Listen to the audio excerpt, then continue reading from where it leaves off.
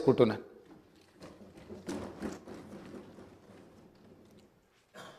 శ్రీ మల్లు బట్టి విక్రమార్క.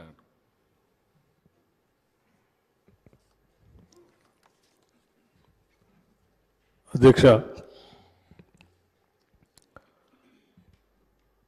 తెలంగాణ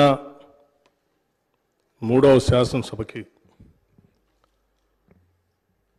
స్పీకర్గా ఎన్నికైనటువంటి మీకు ముందుగా హృదయపూర్వకమైనటువంటి అభినందనలు తెలియజేస్తా ఉన్నాం. ప్రజాస్వామ్య స్ఫూర్తిని పూర్తిగా కాపాడాలన్నటువంటి ఆలోచనతో సభలో ఉన్నటువంటి అన్ని రాజకీయ పార్టీలకు సంబంధించినటువంటి ఫ్లోర్ లీడర్స్ అందరూ కూడా మీ ఎన్నికని ఏకగ్రీవంగా చేసినందుకు ఈ ప్రజాస్వామ్య అత్యున్నతమైనటువంటి దేవాలయంగా భావించేటువంటి శాసనసభకి మీ ఎన్నిక తప్పనిసరిగా వన్నె తెచ్చిందని నేను భావిస్తూ ఉన్నాను. మీరు వెనకబడినటువంటి ప్రాంతం నుంచి కాకుండా సమాజంలో ఉన్నటువంటి అత్యంత పేదవాళ్ళ సమస్యలన్నీ తెలిసినటువంటి వ్యక్తిగా 3 సార్లు శాసనసభకి ఎన్నికైనటువంటి వ్యక్తిగా స్థానిక సంస్థల నుంచి ప్రాతినిధ్యం వహించినటువంటి వ్యక్తిగా మీ శాసనసభ స్థానం తప్పనిసరిగా ఈ సభలో ప్రజల సమస్యలపైన లోతుగా చర్చించడానికి పెద్ద ఎత్తున ఉపయోగపడుతుందని మేమందరం భావిస్తున్నాం, ఆశిస్తున్నాం కూడా. మీరు గతంలో షెడ్యూల్ కాస్ట్ వెల్ఫేర్ కమిటీ సభ్యులుగా ఉండి ఆ తర్వాత చైర్మన్గా కూడా ఉండి ఆ సమస్యలపైన చైర్మన్గా మీరు చూపించినటువంటి చొరవ కూడా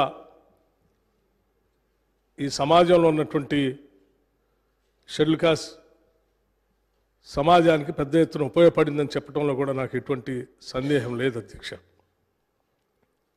అలాగే మీరు గతంలో హ్యాండ్లూమ్ మంత్రిగా పనిచేసినప్పుడు చేనేత కార్మికుల యొక్క బాధల్ని అర్థం చేసుకొని వాళ్ళకు ఉన్నటువంటి లోన్లని మీరు ప్రత్యేక చొరవ తీసుకొని మాఫీ చేయించడం కోసం మీరు చేసినటువంటి ప్రయత్నం కూడా